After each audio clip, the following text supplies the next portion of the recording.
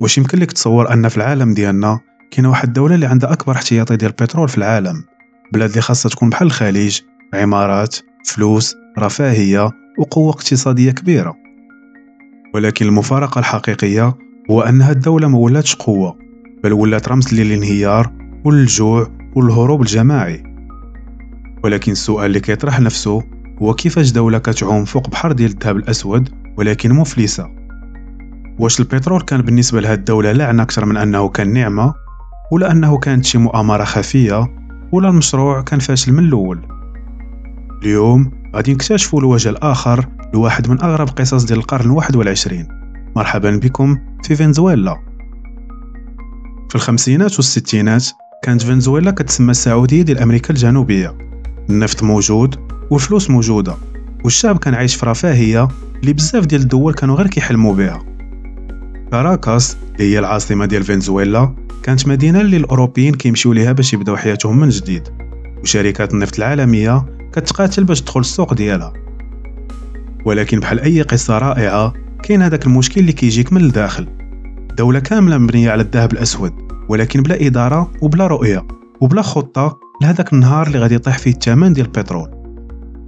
سنة 1999 كيطلع واحد الراجل للسلطة سميتو هيوغو تشافيز، عسكري سابق عنده شعبية كبيرة وشعارات على العدالة الاجتماعية وتقسيم الثروة وبناء الاشتراكية البوليفارية. البدايات كانت كتحرك الآمال، برامج اجتماعية ومساعدات وتحدي مباشر للولايات المتحدة. ولكن من تحت السطح كانت واحد الحاجة خايبة كتكبر، دولة كتبنى على الولاءات السياسية ماشي على الكفاءات. الاقتصاد ديال الدولة كاملة كان مربوط بالبترول بوحدو بلا بدائل وبلا تنويع، والأخطر الفلوس كيدخلوا بكثرة ولكن فين كيمشيو؟ تقارير كثيرة كتقول باللي مليارات الدولارات مشاو في الفساد وفي مشاريع وهمية وفي شبكات معروفة وغير معروفة. ومورا هادشي جاء أول انهيار في الثمن ديال النفط، وهنا بدا الانهيار ديال فنزويلا. ملي بدات فنزويلا كطيح حتى شي دولة ما قدمت المساعدة ديالها، بالعكس أمريكا فرضات عليها عقوبات خانقة ومنعتها تبيع النفط ديالها بحرية وتجيب الحاجيات الأساسية ديال البلاد. واشنطن كان الهدف ديالها إسقاط النظام اللي خلاه تشافيز، نظام متهم بالقمع وبتزوير الانتخابات وبسحق المعارضة. النتيجة الاقتصاد ديال الدولة كاملة ولا مشلول. العملة ديال فنزويلا اللي هي البوليفار ولات واحد الورقة اللي ما ساويها حتى حاجة. التضخم وصل لأعلى المستويات والأسعار كتبدل في سيمانة واحدة بزاف ديال المرات.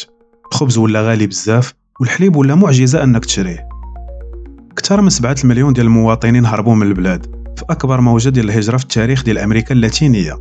المستشفيات وقفات والمدارس تسدات والحوانت ولات خاوية، وهادشي كامل والبلاد مبنية فوق أكبر احتياطي ديال البترول في العالم. بزاف ديال الخبراء كيقولوا ملي البلاد كتربط اقتصاد ديالها كامل في مصدر واحد، خصوصا في بلاد فيها الفساد، فراها كتسنى غير الكارثة امتى غادا توصل، والثمن كيدفعوا الشعب بطبيعة الحال.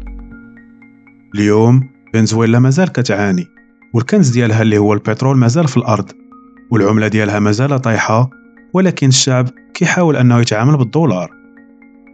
التساؤل اللي مطروح الآن هو واش فنزويلا غادا تقدر تنوض بالاقتصاد ديالها، وواش غادي يكون شي بلاد آخر اللي غادي يطيح في نفس الفخ اللي طاحت فيه فنزويلا. وبطبيعة الحال الدرس اللي علمته لنا فنزويلا هو أن أي دولة ما كيهموش الثروات اللي عندها والمقومات اللي عندها، فإلا كان الفساد مسيطر على الدولة وطريقة السير كانت سيئة فإن البلاد غادا تنهار. السؤال الوحيد اللي كيبقى هو إمتى؟ ما تبخلوش علينا بالآراء ديالكم في التعليقات، وما تنسوش الإعجاب بالفيديو والاشتراك في القناة. شكرا لكم على المشاهدة، ونتلاقاو في الوثائق المقبل بإذن الله.